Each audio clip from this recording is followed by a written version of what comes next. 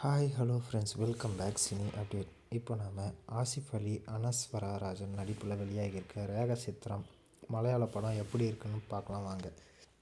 கதைன்னு பார்த்தீங்கன்னா, காவல் ஆய்வாளராக Asif Ali online rummy விளையாடியதற்காக suspend செய்யப்படுறார்.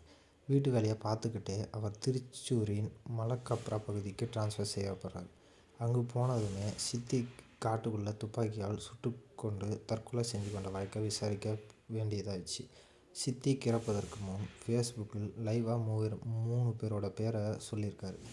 நாங்கள் அந்த பெண்ணை இங்கே தான் புதைச்சோம், அதனால் எங்கள் உயிர் இங்கேயே போகட்டும், ஆனால் என் உயிர் இங்கேயே போகட்டும் என்று கூறுறாரு. அவரது வாக்குமூலத்தை வச்சு அந்த இடத்துல தோண்டும் போது எலும்புக்கூடு கிடைக்குது.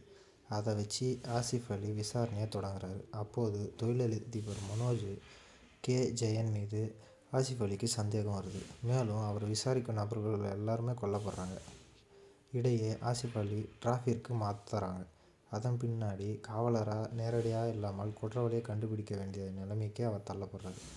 40 வருஷத்துக்கு முன்னாடி புதைச்ச பெண்ணு யார், அவருக்கும் தற்கொலை செஞ்சுக்கிறதுக்கும் என்ன சம்மந்தம், தன்னை செயல்படாமல் தடுக்கிறது யார் என்ற கேள்விக்கு ஆசிஃப் அலி எப்படி பதில் கண்டுபிடிச்சாருன்றது தான் படத்தோட மீதி கதை. விவேக் கதாபாத்திரத்தில் நடித்திருக்கும் ஆசிஃப் அலி மிடுக்கான காவல் அதிகாரியாக நடித்து அதகலம் பண்ணியிருக்காரு. சைலண்ட்டாக விசாரிக்கும் போலீஸ்னு பார்த்தா தடலடியாக தன்னை கிண்டல் செய்யும் அதிகாரி ஒருவரை அடித்து எச்சரிக்கும் காட்சியில் ஆசிஃப் அலி கைத்தட்டல் பெறாரு.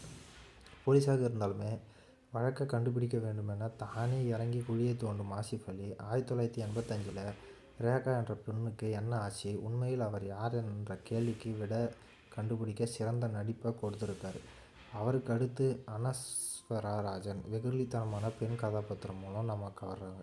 ஒரு நடிகையாக வேண்டும் என்பது தனது லட்சியம் என கூறுவதோடு மம்முட்டிக்கு ஜோடியாக நடிக்க வேண்டும் என அவர் பேசும் ஒரு காட்சி மிகவும் யதார்த்தம்.